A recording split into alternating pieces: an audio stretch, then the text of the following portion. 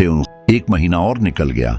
मुकदमे के हाईकोर्ट में पेश होने की तिथि नियत हो गई है। रमा के स्वभाव में फिर वही पहले की सी भीरुता और खुशामद आ गई है। अफसरों के इशारे पर नाचता है। शराब की मात्रा पहले से बढ़ गई है। विलासिता ने मानो पंजे में दबा लिया है। कभी कभी उसके कमरे में एक वेश्या जोहरा भी आ जाती है, जिसका गाना वह बड़े शौक से सुनता है।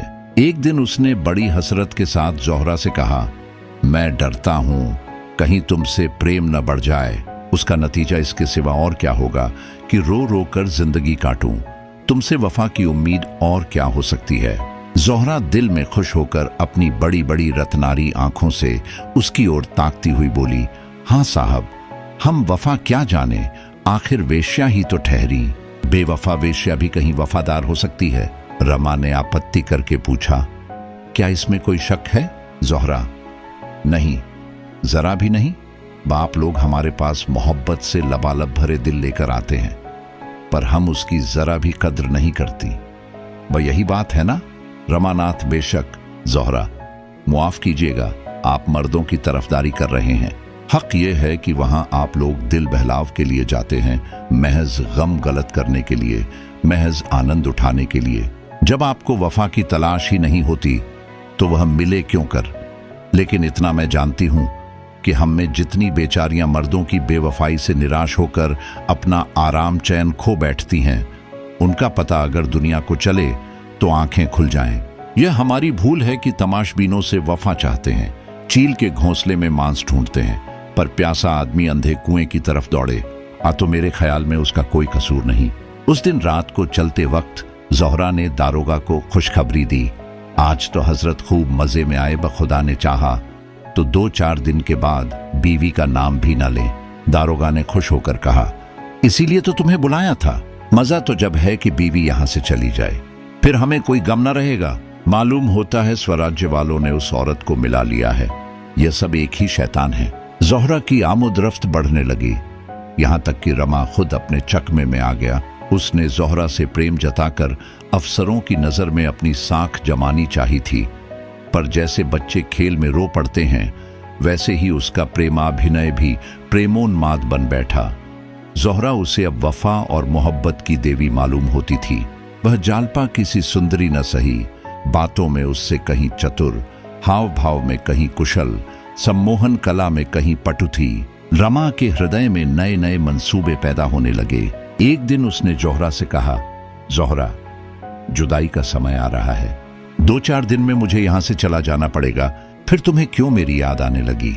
जोहरा ने कहा, मैं तुम्हें न जाने दूंगी, यहीं कोई अच्छी सी नौकरी कर लेना, फिर हम तुम आराम से रहेंगे। रमा ने अनुरक्त होकर कहा, दिल से कहती हो जोहरा, देखो तुम्हें मेरे सिर की कसम, दग्गा मत देना।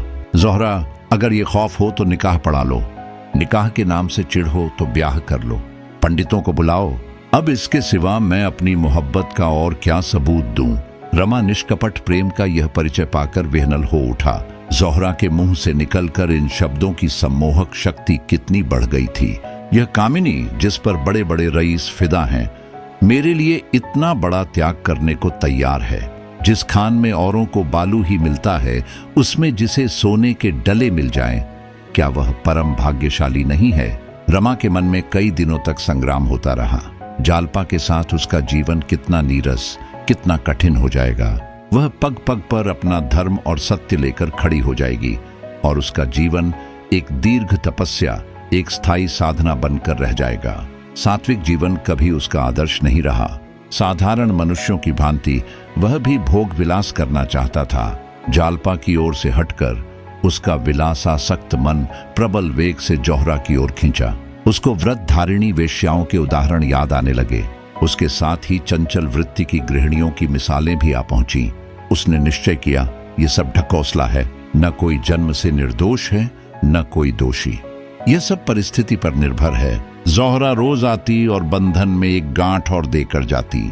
ऐसी स्थिति में संयमी युवक का आसन भी डोल जाता। रमा तो विलासी था। अब तक वह केवल इसलिए इधर उधर न भटक सका था कि ज्यों ही उसके पंख निकले, जालिये ने उसे अपने पिंजरे में बंद कर दिया। कुछ दिन पिंजरे से बाहर रहकर भी उसे उड़ने का साहस न हुआ। अब उसके सामने एक नवीन दृश्य था। वह छोटा सा कुल्हियों वाला पिंजरा नहीं, बल्कि एक गुलाबों से लहराता हुआ बाग, जहां की कैद में स्वाधीनता का आनंद था। वह इस बाग में क्यों न क्रीड़ा का आनंद उठाए। 47। रमा ज्यों-ज्यों जोहरा के प्रेम पाश में फंसता जाता था, पुलिस के अधिकारी वर्ग उसकी ओर से निशंक होते जाते थे। उसके ऊपर जो कैद लगाई गई थी धीरे धीरे ढीली होने लगी, यहां तक कि एक दिन डिप्टी साहब शाम को सैर करने चले तो रमा को भी मोटर पर बिठा लिया। जब मोटर देवी दीन की दुकान के सामने से होकर निकली तो रमा ने अपना सिर इस तरह भीतर खींच लिया कि किसी की नजर न पड़ जाए। उसके मन में बड़ी उत्सुकता हुई कि जालपा है या चली गई, लेकिन वह अपना सिर बाहर न निकाल सका। मन में वह अब भी यही समझता था कि मैंने जो रास्ता पकड़ा है वह कोई बहुत अच्छा रास्ता नहीं है, लेकिन यह जानते हुए भी वह उसे छोड़ना न चाहता था। देवी दीन को देखकर उसका मस्तक आप ही आप लज्जा से झुक जाता। वह किसी दलील से अपना पक्ष सिद्ध न कर सकता। उसने सोचा, मेरे लिए सबसे उत्तम मार्ग यही है कि इनसे मिलना जुलना छोड़ दूं। उस शहर में 3 प्राणियों को छोड़कर किसी चौथे आदमी से उसका परिचय न था, जिसकी आलोचना या तिरस्कार का उसे भय होता। मोटर इधर उधर घूमती हुई हावड़ा ब्रिज की तरफ चली जा रही थी कि सहसा रमा ने एक स्त्री को सिर पर गंगा जल का कलसा रखे घाटों के ऊपर आते देखा। उसके कपड़े बहुत मैले हो रहे थे और कृशांगी ऐसी थी कि कलसे के बोझ से उसकी गर्दन दबी जाती थी। उसकी चाल कुछ कुछ जालपा से मिलती हुई जान पड़ी। सोचा, जालपा यहाँ क्या करने आवेगी, मगर एक ही पल में कार और आगे बढ़ गई और रमा को उस स्त्री का मुंह दिखाई दिया। उसकी छाती धक से हो गई। ये जालपा ही थी। उसने खिड़की के बगल में सिर छिपाकर गौर से देखा। बेशक जालपा थी, पर कितनी दुर्बल, मानो कोई वृद्धा अनाथ हो। न वह कांति थी, न वह लावण्य, न वह चंचलता, न वह गर्व। रमा हृदयहीन न था। उसकी आंखें सजल हो गई। जालपा इस दशा में और मेरे जीते जी। अवश्य देवी दीन ने उसे निकाल दिया होगा और वह टहलनी बनकर अपना निर्वाह कर रही होगी। नहीं, देवी दीन इतना बेमुरौवत नहीं है। जालपा ने खुद उसके आश्रय में रहना स्वीकार न किया होगा। मानिनी तो है ही। कैसे मालूम हो, क्या बात है? मोटर दूर निकल आई थी। रमा की सारी चंचलता, सारी भोगलिप्सा गायब हो गई थी। मलिन वसना, दुखिनी जालपा की वह मूर्ति आंखों के सामने खड़ी थी। किससे कहे, क्या कहे? यहाँ कौन अपना है? जालपा का नाम जबान पर आ जाए तो सब के सब चौंक पड़े और फिर घर से निकलना बंद कर दें। ओह! जालपा के मुख पर शोक की कितनी गहरी छाया थी, आंखों में कितनी निराशा। आह! उन सिमटी हुई आंखों में जले हुए हृदय से निकलने वाली कितनी आहें सिर पीटती हुई मालूम होती थी। मानो उन पर हंसी कभी आई ही नहीं, मानो वह कली बिना खिले ही मुरझा गई। कुछ देर के बाद जोहरा आई, इठलाती, मुस्कुराती, लचकती, पर रमा आज उससे भी कटा कटा रहा। जोहरा ने पूछा, आज किसी की याद आ रही है क्या? यह कहते हुए उसने अपनी गोल नर्म मक्खन सी बांह उसकी गर्दन में डालकर उसे अपनी ओर खींचा। रमा ने अपनी तरफ जरा भी जोर न किया, उसके हृदय पर अपना मस्तक रख दिया, मानो अब यही उसका आश्रय है। जोहरा ने कोमलता में डूबे हुए स्वर में पूछा, सच बताओ, आज इतने उदास क्यों हो? क्या मुझसे किसी बात पर नाराज हो? रमा ने आवेश से कांपते हुए स्वर में कहा, नहीं जोहरा, तुमने मुझ अभागे पर जितनी दया की है उसके लिए मैं हमेशा तुम्हारा एहसानमंद रहूंगा। तुमने उस वक्त मुझे संभाला जब मेरे जीवन की टूटी हुई किश्ती गोते खा रही थी। वे दिन मेरी जिंदगी के सबसे मुबारक दिन हैं और उनकी स्मृति को मैं अपने दिल में बराबर पूजता रहूंगा। मगर अभागों को मुसीबत बार बार अपनी तरफ खींचती है।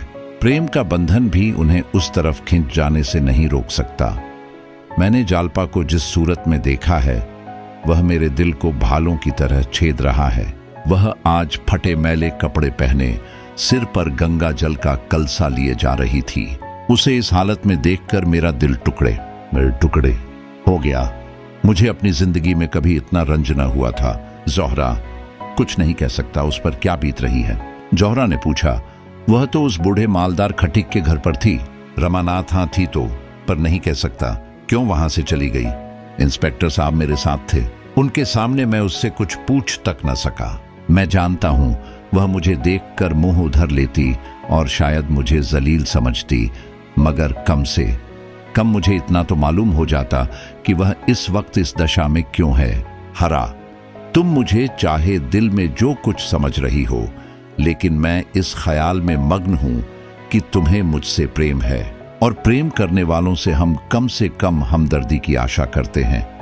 यहां एक भी ऐसा आदमी नहीं जिससे मैं अपने दिल का कुछ हाल कह सकूं। तुम भी मुझे रास्ते पर लाने ही के लिए भेजी गई थी, मगर तुम्हें मुझ पर दया आई। शायद तुमने गिरे हुए आदमी पर ठोकर मारना मुनासिब न समझा। अगर आज हम और तुम किसी वजह से रूठ जाएं, तो क्या कल तुम मुझे मुसीबत में देखकर मेरे साथ जरा भी हमदर्दी न करोगी? क्या मुझे भूखों मरते देखकर मेरे साथ उससे कुछ भी ज्यादा सलूक न करोगी जो आदमी कुत्तों के साथ करता है? मुझे तो ऐसी आशा नहीं। जहां एक बार प्रेम ने वास किया हो, वहां उदासीनता और विराग चाहे पैदा हो जाए, हिंसा का भाव नहीं पैदा हो सकता।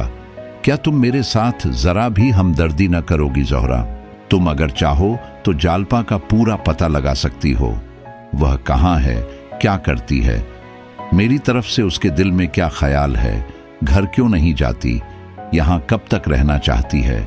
अगर तुम किसी तरह जालपा को प्रयाग जाने पर राजी कर सको ज़ोहरा, तो मैं उम्र भर तुम्हारी गुलामी करूंगा। इस हालत में मैं उसे नहीं देख सकता। शायद आज ही रात को मैं यहाँ से भाग जाऊं। मुझ पर क्या गुजरेगी, इसका मुझे जरा भी भय नहीं है।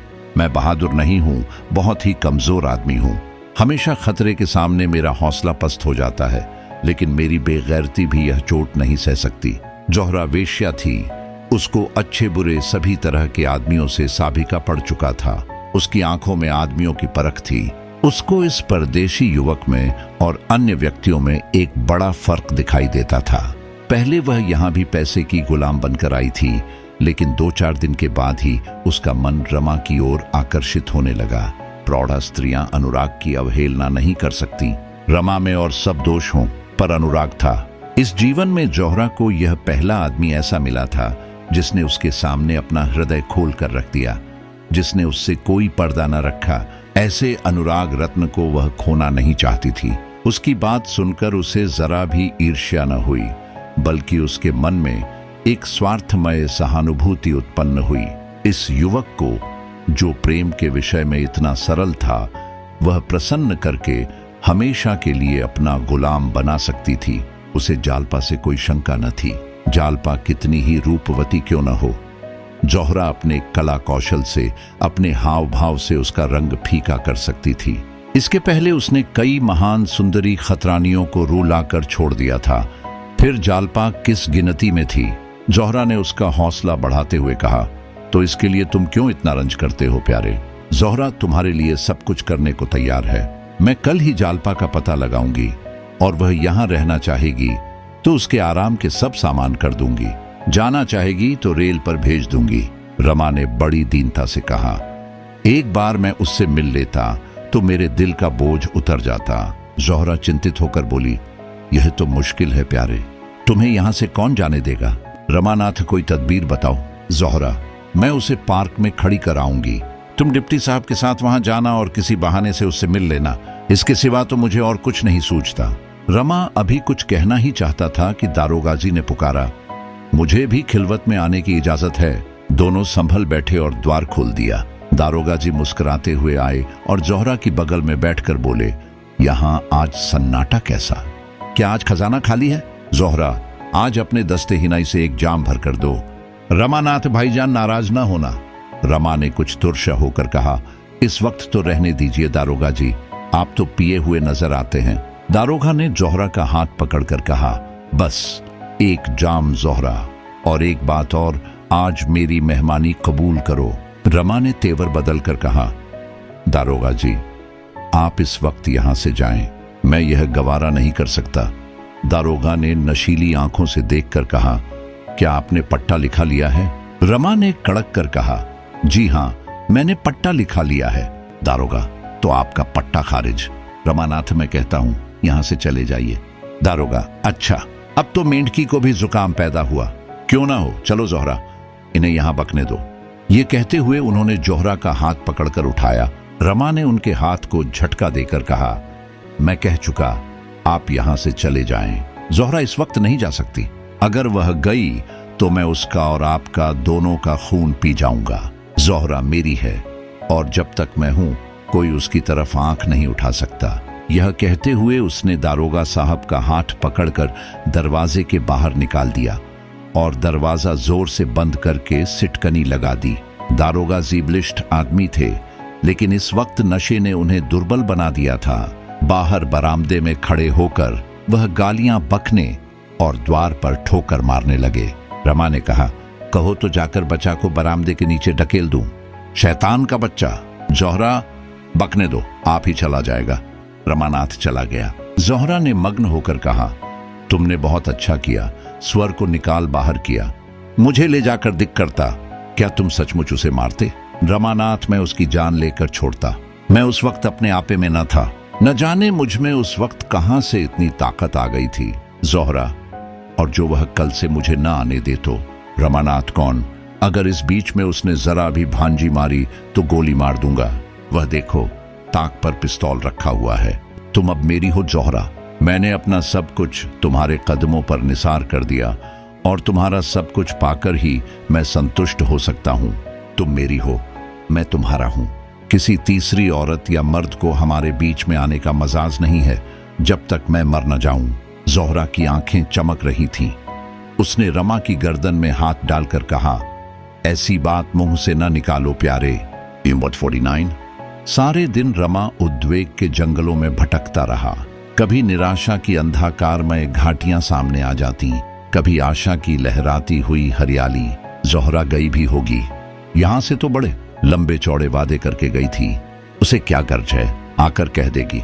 मुलाकात ही नहीं हुई, कहीं धोखा तो न देगी। जाकर डिप्टी साहब से सारी कथा कह सुनाए। बेचारी जालपा पर बैठे बिठाए आफत आ जाए। क्या जोहरा इतनी नीच प्रकृति की हो सकती है? कभी नहीं। अगर जोहरा इतनी बेवफा, इतनी दगाबाज है तो यह दुनिया रहने के लायक ही नहीं। जितनी जल्द आदमी मुंह में कालिख लगाकर डूब मरे उतना ही अच्छा। नहीं, जोहरा मुझसे दगा न करेगी। उसे वह दिन याद आए जब उसके दफ्तर से आते ही जालपा लपक कर उसकी जेब टटोलती थी और रुपये निकाल लेती थी। वही जालपा आज इतनी सत्यवादिनी हो गई। तब वह प्यार करने की वस्तु थी, अब वह उपासना की वस्तु है। जालपा, मैं तुम्हारे योग्य नहीं हूं। जिस ऊंचाई पर तुम मुझे ले जाना चाहती हो वहां तक पहुंचने की शक्ति मुझ में नहीं है। वहां पहुंचकर शायद चक्कर खाकर फिर पड़ूं। मैं अब भी तुम्हारे चरणों में सिर झुकाता हूं। मैं जानता हूं तुमने मुझे अपने हृदय से निकाल दिया है। तुम मुझसे विरक्त हो गई हो। तुम्हें अब मेरे डूबने का दुख है, न तैरने की खुशी। पर शायद अब भी मेरे मरने या किसी घोर संकट में फंस जाने की खबर पाकर तुम्हारी आंखों से आंसू निकल आएंगे। शायद तुम मेरी लाश देखने आओ। हाँ, प्राण ही क्यों नहीं निकल जाते कि तुम्हारी निगाह में इतना नीच तो न रहूं। रमा को अब अपनी उस गलती पर गौर पश्चाताप हो रहा था जो उसने जालपा की बात न मानकर की थी। अगर उसने उसके आदेशानुसार जज के इजलास में अपना बयान बदल दिया होता, धमकियों में न आता, हिम्मत मजबूत रखता, तो उसकी यह दशा क्यों होती? उसे विश्वास था जालपा के साथ वह सारी कठिनाइयां झेल जाता। उसकी श्रद्धा और प्रेम का कवच पहनकर वह अजेय हो जाता।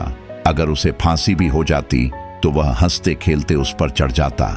मगर पहले उससे चाहे जो भूल हुई, इस वक्त तो वह भूल से नहीं, जालपा की खातिर ही यह कष्ट भोग रहा था।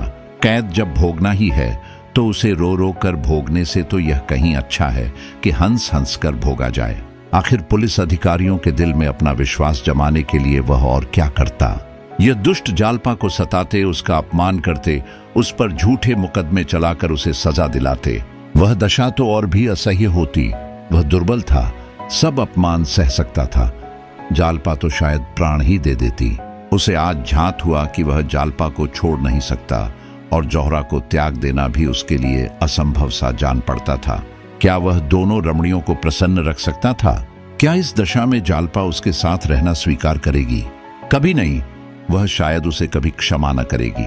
अगर उसे यह मालूम भी हो जाए कि उसी के लिए वह यह यातना भोग रहा है तो वह उसे क्षमा न करेगी। वह कहेगी, मेरे लिए तुमने अपनी आत्मा को क्यों कलंकित किया? मैं अपनी रक्षा आप कर सकती थी। वह दिन भर इसी उधोड़ बुन में पड़ा रहा। आंखें सड़क की ओर लगी हुई थीं। नहाने का समय टल गया। भोजन का समय टल गया, किसी बात की परवाह न थी। अखबार से दिल बहलाना चाहा, उपन्यास लेकर बैठा, मगर किसी काम में भी चित्त न लगा। आज दारोगा जी भी नहीं आए। या तो रात की घटना से रुष्ट या लज्जित थे, या कहीं बाहर चले गए। रमा ने किसी से इस विषय में कुछ पूछा भी नहीं। सभी दुर्बल मनुष्यों की भांति रमा भी अपने पतन से लज्जित था। वह जब एकांत में बैठता तो उसे अपनी दशा पर दुख होता। क्यों उसकी विलास वृत्ति इतनी प्रबल है? वह इतना विवेक शून्य न था कि अधोगति में भी प्रसन्न रहता। लेकिन ज्यों ही और लोग आ जाते, शराब की बोतल आ जाती, जौहरा सामने आकर बैठ जाती, उसका सारा विवेक और धर्म ज्ञान भ्रष्ट हो जाता। रात के 10 बज गए, पर जौहरा का कहीं पता नहीं। फाटक बंद हो गया। रमा को अब उसके आने की आशा न रही, लेकिन फिर भी उसके कान लगे हुए थे। क्या बात हुई? क्या जालपा उसे मिली ही नहीं या वह गई ही नहीं? उसने इरादा किया, अगर कल जौहरा न आई तो उसके घर पर किसी को भेजूंगा। उसे 2-1 झपकियां आई और सबेरा हो गया। फिर वही विकलता शुरू हुई, किसी को उसके घर भेजकर बुलवाना चाहिए। कम से कम यह तो मालूम हो जाए कि वह घर पर है या नहीं। दारोगा के पास जाकर बोला, रात तो आप आपे में न थे। दारोगा ने ईर्ष्या को छिपाते हुए कहा, यह बात न थी, मैं महज आपको छेड़ रहा था। रमानाथ, जौहरा रात आई नहीं, जरा किसी को भेजकर पता तो लगवाइए। बात क्या है? कहीं नाराज तो नहीं हो गई? दारोगा ने बेदिली से कहा, उसे गरज होगा खुद आएगी, किसी को भेजने की जरूरत नहीं है। रमा ने फिर आग्रह न किया। समझ गया, ये हजरत रात बिगड़ गए। चुपके से चला आया। अब किससे कहे? सबसे यह बात कहना लज्जास्पद मालूम होता था। लोग समझेंगे यह महाशय एक ही रसिया निकले। दारोगा से तो थोड़ी सी घनिष्ठता हो गई थी। 1 हफ्ते तक उसे जौहरा के दर्शन न हुए। अब उसके आने की कोई आशा न थी। रमा ने सोचा, आखिर बेवफा निकली, उससे कुछ आशा करना मेरी भूल थी।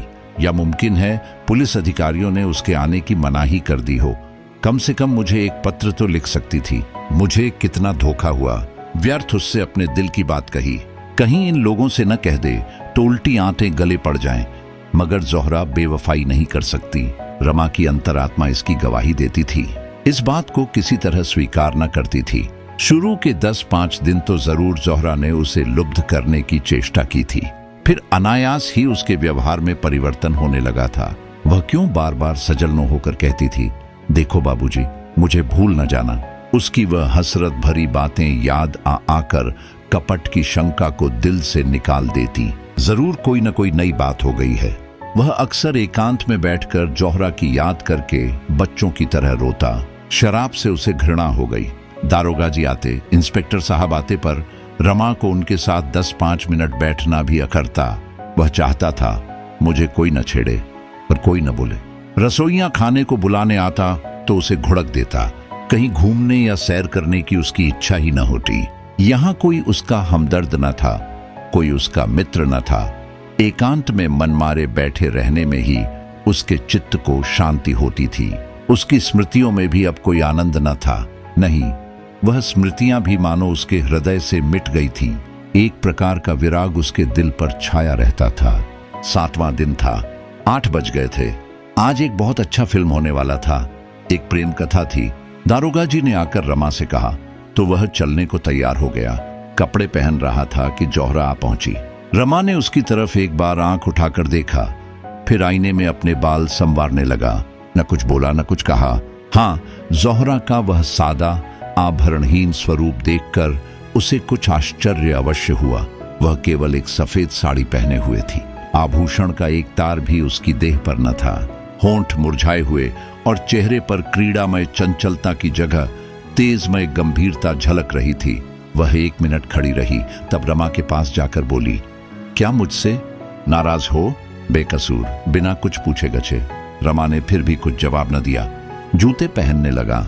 जौहरा ने उसका हाथ पकड़कर कहा, क्या यह खफगी इसलिए है कि मैं इतने दिनों आई क्यों नहीं? रमा ने रूखाई से जवाब दिया, अगर तुम अब भी ना आती तो मेरा क्या अख्तियार था? तुम्हारी दया थी कि चली आई। ये कहने के साथ उसे ख्याल आया कि मैं इसके साथ अन्याय कर रहा हूँ। लज्जित नजरों से उसकी ओर ताकने लगा। जौहरा ने मुस्कुराकर कहा, यह अच्छी दिल लगी है। आपने ही तो एक काम सौंपा और जब वह काम करके लौटी तो आप बिगड़ रहे हैं। क्या तुमने वह काम इतना आसान समझा था कि चुटकी बजाने में पूरा हो जाएगा? तुमने मुझे उस देवी से वरदान लेने भेजा था जो ऊपर से फल है पर भीतर से पत्थर, जो इतनी नाजुक होकर भी इतनी मजबूत है। रमा ने बेदिली से पूछा, है कहाँ? क्या करती है? जोहरा उसी दिनेश के घर है जिसको फांसी की सजा हो गई है। उसके 2 बच्चे हैं, औरत है और माँ है। दिन भर उन्हीं बच्चों को खिलाती है, बुढ़िया के लिए नदी से पानी लाती है, घर का सारा काम काज करती है और उनके लिए बड़े बड़े आदमियों से चंदा मांग लाती है। दिनेश के घर में न कोई जायदाद थी न रुपये थे। लोग बड़ी तकलीफ में थे। कोई मददगार तक न था जो जाकर उन्हें ढाढ़स तो देता। जितने साथी सोहबती थे सब के सब मुंह छिपा बैठे। 2-3 फाके तक हो चुके थे। जालपा ने जाकर उनको जिला लिया। रमा की सारी बेदिली काफूर हो गई। जूता छोड़ दिया और कुर्सी पर बैठकर बोले, तुम खड़ी क्यों हो? शुरू से बताओ। तुमने तो बीच में से कहना शुरू किया। एक बात भी मत छोड़ना। तुम पहले उसके पास कैसे पहुंची? पता कैसे लगा? जोहरा कुछ नहीं, पहले उसी देवीदीन खटिक के पास गई। उसने दिनेश के घर का पता बता दिया। छटपट जा पहुंची। रमानाथ, तुमने जाकर उसे पुकारा। तुम्हें देखकर कुछ चौंकी नहीं? कुछ झिझकी तो जरूर होगी। जोहरा मुस्कुराकर बोली, मैं इस रूप में न थी। देवीदीन के घर से मैं अपने घर गई और ब्रह्मा समाजी लेडी का स्वांग भरा। न जाने मुझ में ऐसी कौन सी बात है जिससे दूसरों को फौरन पता चल जाता है कि मैं कौन हूं या क्या हूं। और ब्रह्मांडों लेडियों को देखती हूं, कोई उनकी तरफ आंखें तक नहीं उठाता। मेरा पहनावा ओढ़ावा वही है। मैं भड़कीले कपड़े या फजूल के गहने बिल्कुल नहीं पहनती। फिर भी सब मेरी तरफ आंखें फाड़ फाड़ कर देखते हैं। मेरी असलियत नहीं छिपती। यही खौफ मुझे था कि कहीं जालपा भांप न जाए। लेकिन मैंने दांत खूब साफ कर लिए थे। पान का निशान तक न था। मालूम होता था किसी कॉलेज की लेडी टीचर होगी। इस शक्ल में मैं वहां पहुंची। ऐसी सूरत बना ली कि वह क्या कोई भी न भांप सकता था।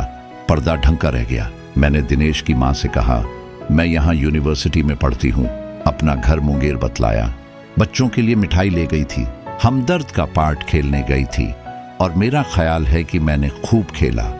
दोनों औरतें बेचारी रोने लगी। मैं भी जब्त न कर सकी। उनसे कभी कभी मिलते रहने का वादा किया।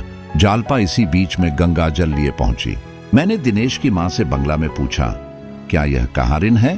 उसने कहा, नहीं, यह भी तुम्हारी ही तरह हम लोगों के दुहक में शरीक होने आ गई है। यहाँ इनका शौहर किसी दफ्तर में नौकर है और तो कुछ नहीं मालूम। रोज सवेरे आ जाती हैं और बच्चों को खिलाने ले जाती हैं। मैं अपने हाथ से गंगा जल लाया करती थी। मुझे रोक दिया और खुद लाती हैं। हमें तो इन्होंने जीवन दान दिया। कोई आगे पीछे न था। बच्चे दाने दाने को तरसते थे। जब से यह आ गई है हमें कोई कष्ट नहीं है। न जाने किस शुभ कर्म का यह वरदान हमें मिला है। उस घर के सामने ही एक छोटा सा पार्क है। महल्ले भर के बच्चे वहीं खेला करते हैं। शाम हो गई थी। जालपा देवी ने दोनों बच्चों को साथ लिया और पार्क की तरफ चली। मैं जो मिठाई ले गई थी उसमें से बूढ़ी ने एक एक मिठाई दोनों बच्चों को दी थी। दोनों कूद कूद कर नाचने लगे। बच्चों की इस खुशी पर मुझे रोना आ गया। दोनों मिठाइयां खाते हुए जालपा के साथ हो लिए। जब पार्क में दोनों बच्चे खेलने लगे तब जालपा से मेरी बातें होने लगीं। रमा ने कुर्सी और करीब खींच ली और आगे को झुक गया। बोला, तुमने किस तरह बातचीत शुरू की? जोहरा, कह तो रही हूं। मैंने पूछा, जालपा देवी, तुम कहाँ रहती हो? घर की दोनों औरतों से तुम्हारी बड़ाई सुनकर तुम्हारे ऊपर आशिक हो गई हूं। रमानाथ, यही लफ्ज कहा था तुमने? जोहरा, हाँ, जरा मजाक करने की सूझी। मेरी तरफ ताज्जुब से देखकर बोली, तुम तो बंगालिन नहीं मालूम होती। इतनी साफ हिंदी कोई बंगालिन नहीं बोलती। मैंने कहा, मैं मुंगेर की रहने वाली हूँ और वहाँ मुसलमानी औरतों के साथ बहुत मिलती जुलती रही हूँ। आपसे कभी कभी मिलने का जी चाहता है। आप कहाँ रहती हैं? कभी कभी 2 घड़ी के लिए चली आऊंगी। आपके साथ घड़ी भर बैठकर मैं भी आदमियत सीख जाऊंगी। जालपा ने शर्मा कर कहा, तुम तो मुझे बनाने लगी। कहाँ तुम कॉलेज की पढ़ने वाली, कहाँ मैं अपड़गमवार औरत। तुमसे मिलकर मैं अलबत्ता आदमी बन जाऊंगी। जब जी चाहे यहीं चले आना, यही मेरा घर समझो। मैंने कहा, तुम्हारे स्वामी जी ने तुम्हें इतनी आजादी दे रखी है। बड़े अच्छे ख्यालों के आदमी होंगे। किस दफ्तर में नौकर हैं? जालपा ने अपने नाखूनों को देखते हुए कहा, पुलिस में उम्मीदवार हैं। मैंने ताज्जुब से पूछा, पुलिस के आदमी होकर वह तुम्हें यहाँ आने की आजादी देते हैं? जालपा इस प्रश्न के लिए तैयार न मालूम होती थी। कुछ चौंक कर बोली, वह मुझसे कुछ नहीं कहते। मैंने उनसे यहाँ आने की बात नहीं कही। वह घर बहुत कम आते हैं, वहीं पुलिस वालों के साथ रहते हैं। उन्होंने एक साथ 3 जवाब दिए। फिर भी उन्हें शक हो रहा था कि इनमें से कोई जवाब इत्मीनान के लायक नहीं है। वह कुछ खिसियानी सी होकर दूसरी तरफ ताकने लगी। मैंने पूछा, तुम अपने स्वामी से कहकर किसी तरह मेरी मुलाकात उस मुखबिर से करा सकती हो जिसने इन कैदियों के खिलाफ गवाही दी है। रमानाथ की आंखें फैल गईं और छाती धक धक करने लगी। जोहरा बोली। यह सुनकर जालपा ने मुझे चुभती हुई आंखों से देखकर पूछा, तुम उनसे मिलकर क्या करोगी? मैंने कहा, तुम मुलाकात करा सकती हो या नहीं? मैं उनसे यही पूछना चाहती हूं कि तुमने इतने आदमियों को फंसाकर क्या पाया। देखूंगी वह क्या जवाब देते हैं। जालपा का चेहरा सख्त पड़ गया। बोली, वह यह कह सकता है मैंने अपने फायदे के लिए किया। सभी आदमी अपना फायदा सोचते हैं। मैंने भी सोचा कि जब पुलिस के सैकड़ों आदमियों से कोई यह प्रश्न नहीं करता तो उससे यह प्रश्न क्यों किया जाए।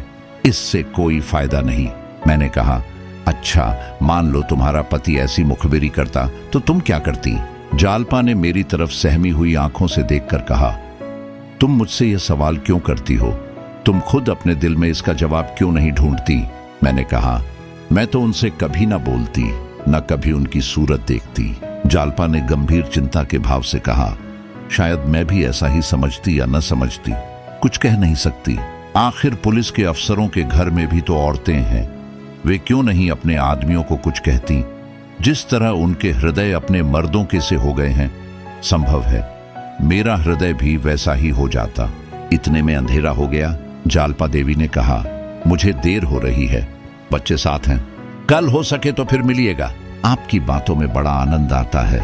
मैं चलने लगी तो उन्होंने चलते चलते मुझसे कहा, जरूर आइएगा, वहीं मैं मिलूंगी, आपका इंतजार करती रहूंगी। लेकिन 10 ही कदम के बाद फिर रुककर बोली, मैंने आपका नाम तो पूछा ही नहीं। अभी तुमसे बातें करने से जी नहीं भरा। देर ना हो रही हो तो आओ, कुछ देर गपशप करें। मैं तो यह चाहती ही थी। अपना नाम जोहरा बतला दिया। रमा ने पूछा, सच? जोहरा, हाँ, हरज क्या था? पहले तो जालपा भी जरा चौंकी, पर कोई बात न थी। समझ गई बंगाली मुसलमान होगी।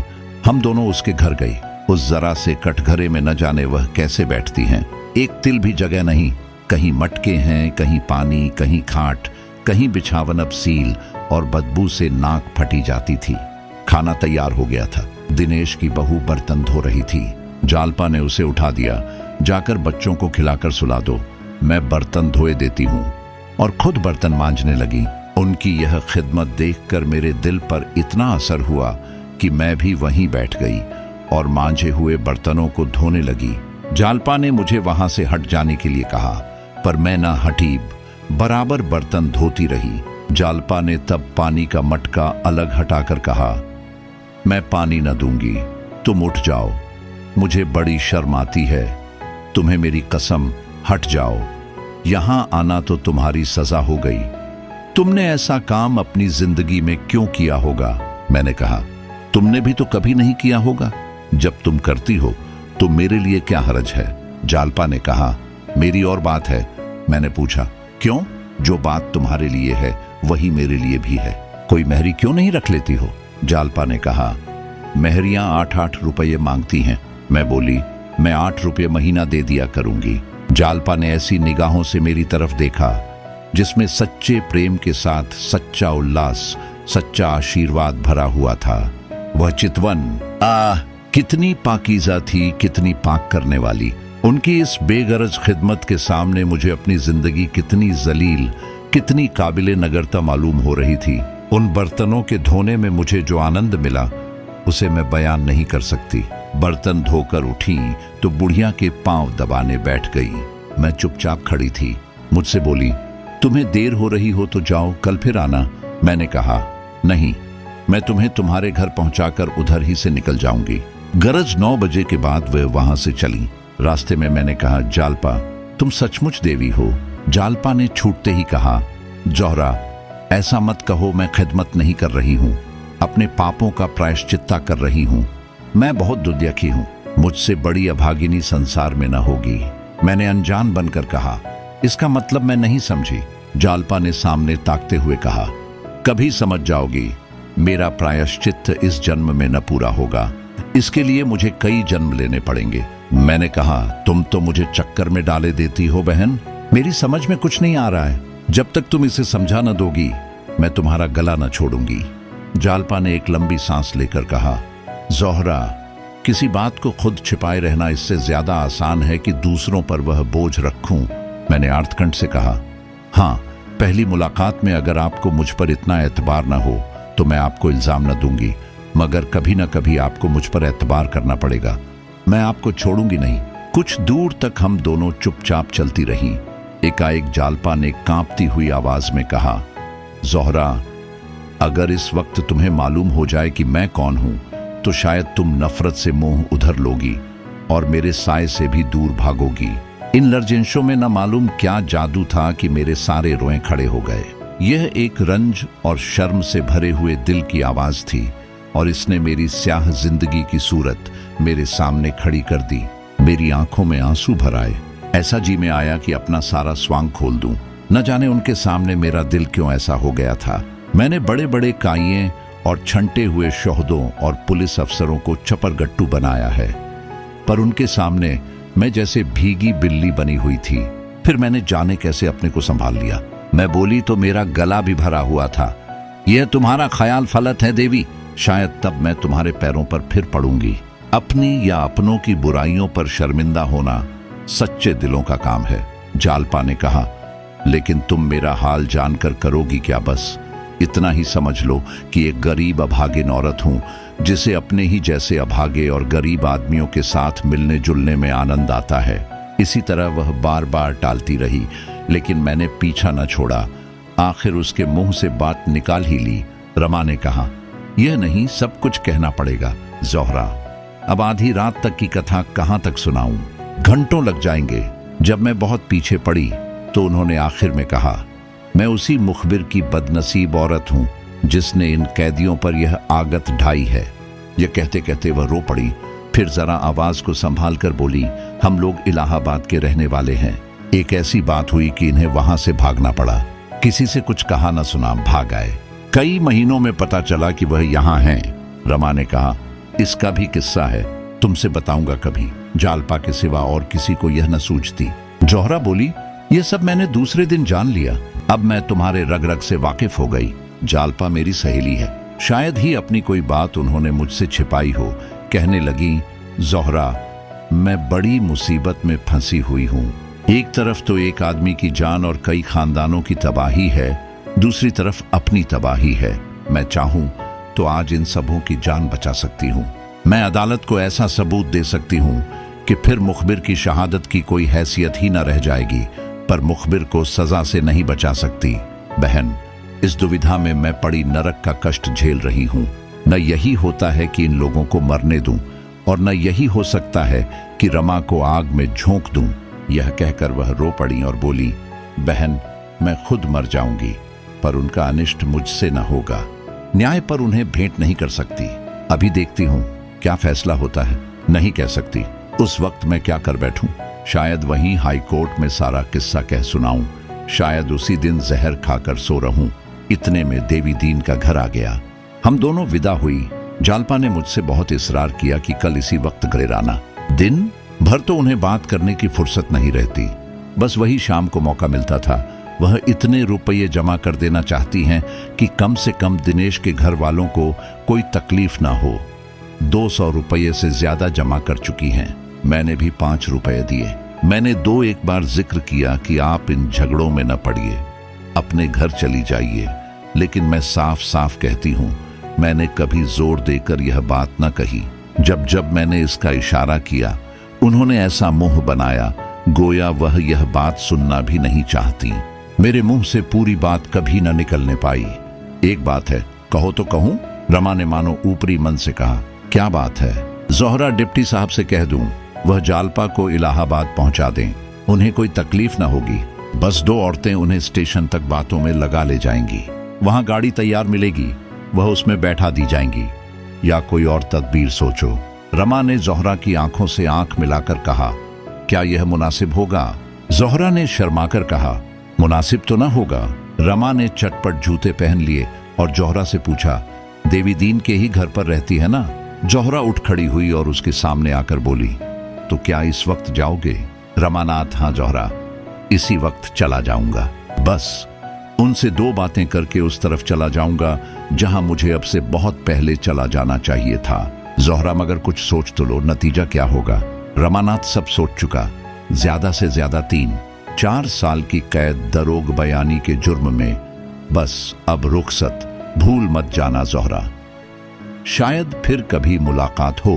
रमा बरामदे से उतरकर सहन में आया और एक क्षण में फाटक के बाहर था। दरबान ने कहा, हुजूर ने दारोगाजी को इत्तला कर दी है। रमनाथ, इसकी कोई जरूरत नहीं। चौकीदार, मैं जरा उनसे पूछ लूं, मेरी रोजी क्यों ले रहे हैं हुजूर?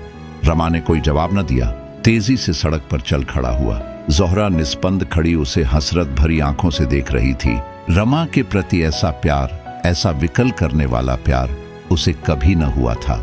जैसे कोई वीर बाला अपने प्रियतम को सम्रभूमि की ओर जाते देखकर गर्व से फली न समाती हो। चौकीदार ने लपक कर दारोगा से कहा, वह बेचारे खाना खाकर लेटे ही थे, घबरा कर निकले। रमा के पीछे दौड़े और पुकारा, बाबू साहब जरा सुनिए तो, 1 मिनट रुक जाइए, इससे क्या फायदा? कुछ मालूम तो हो, आप कहाँ जा रहे हैं? आखिर बेचारे एक बार ठोकर खाकर गिर पड़े। रमा ने लौटकर उन्हें उठाया और पूछा, कहीं चोट तो नहीं आई? दारोगा, कोई बात न थी, जरा ठोकर खा गया था। आखिर आप इस वक्त कहाँ जा रहे हैं? सोचिए तो इसका नतीजा क्या होगा? रमानाथ, मैं 1 घंटे में लौट आऊंगा। जालपा को शायद मुखालिफों ने बहकाया है कि हाई कोर्ट में एक अर्जी दे दे, जरा उसे जाकर समझाऊंगा। दारोगा, ये आपको कैसे मालूम हुआ? रमानाथ, जौहरा कहीं सुनाई है। दारोगा, बड़ी बेवफा औरत है, ऐसी औरत का तो सिर काट लेना चाहिए।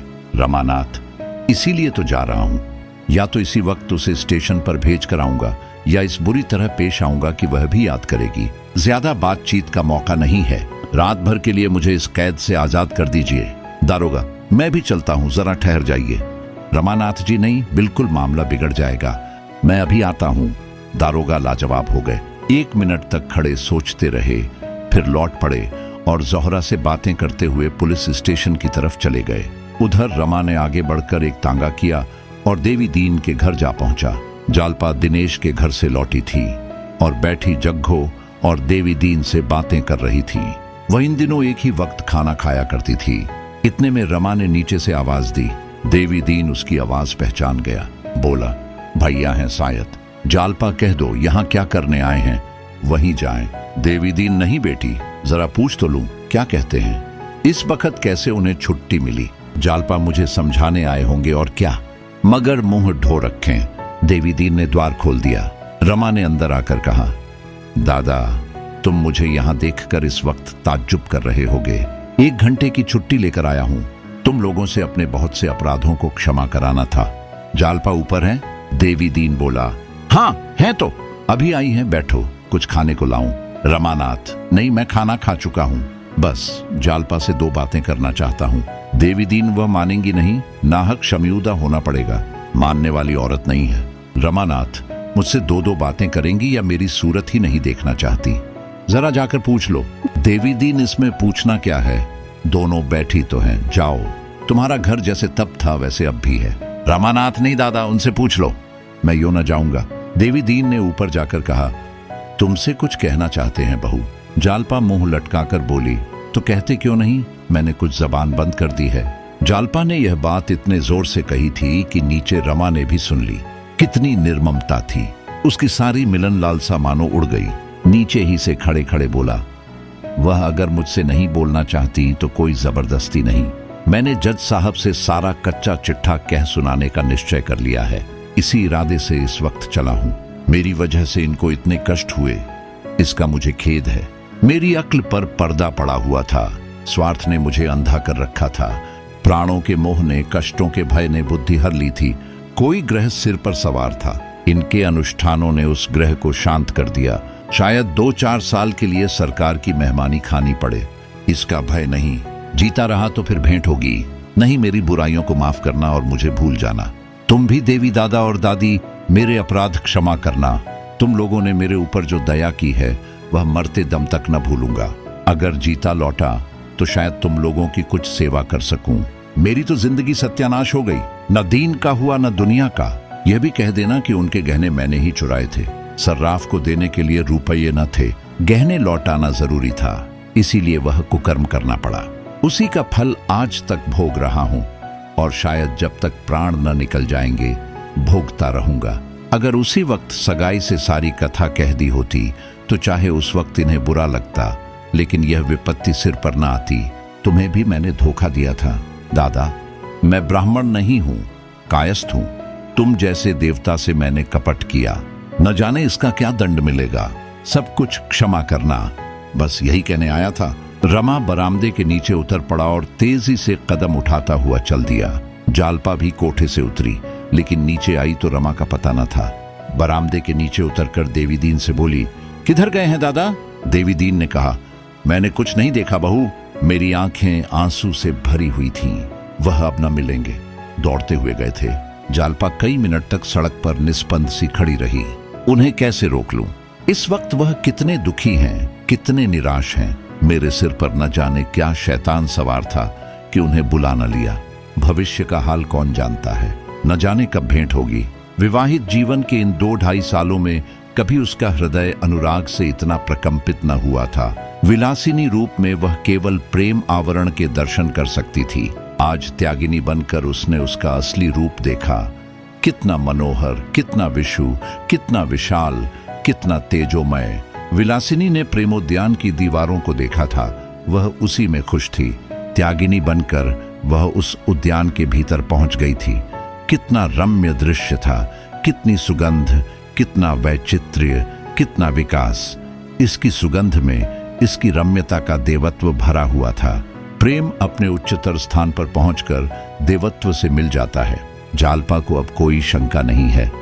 इस प्रेम को पाकर वह जन्म जन्मांतरों तक सौभाग्यवती बनी रहेगी। इस प्रेम ने उसे वियोग, परिस्थिति और मृत्यु के भय से मुक्त कर दिया, उसे अभय प्रदान कर दिया। इस प्रेम के सामने अब सारा संसार और उसका अखंड वैभव तुच्छ है। इतने में जोहरा आ गई। जालपा को पटरी पर खड़े देखकर बोली, वहां कैसे खड़ी हो बहन? आज तो मैं ना आ सकी, चलो आज मुझे तुमसे बहुत सी बातें करनी हैं। दोनों ऊपर चली गई।